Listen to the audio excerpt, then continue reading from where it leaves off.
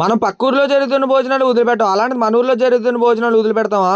Hi మా అందరికి. అసలు మ్యాటర్ ఏంటి, మనం ఎప్పటి నుంచో లాంగ్ హెయిర్ పెంచుకుందాం అనుకున్నాం, కానీ ఇప్పుడు వరకు అవ్వలేదు. ఎందుకంటే ఇంటి దగ్గర అమ్మ తడుతుంది, జిత్తు ఎక్కువైపోయింది, వెళ్ళి తీయించుకోరా కటింగ్ అని. అమ్మ చెప్పిన మాట కాదని కటింగ్ అయితే తీపించుకున్నాను. ఎప్పుడు సాటిస్ఫై అవ్వలేదు కటింగ్ తీసుకొని, ఇప్పుడు మాత్రం సాటిస్ఫై అయ్యాను. కటింగ్ తీసుకొని అలాగే సముద్రంలో ములిగేస్తాను. సముద్రంలో ములిగి ఇంటికి అయితే వెళ్ళిపోయాను. ఇంటి దగ్గర ఖాళీగా ఉండి ఏం చేస్తాంలే అంటే భోజనాలు పెడుతున్నానంటే భోజనాల దగ్గరికి అయితే వెళ్ళిపోయాం. భోజనాలు పట్టడానికి ఇక్కడ టైం ఉందంటే పక్కన ఫ్రూట్స్ బండి వచ్చింది. ఆ ఫ్రూట్స్ బండి దగ్గర మా చిన్న అయితే ఫ్రూట్స్ అయితే లేపిస్తాడు. ఫ్రూట్స్ లేపేసిన తర్వాత మా చిన్న రియాక్షన్, కచరా నా కొడక, లోఫర్ నా కొడక, లుచ్చా నా కొడక.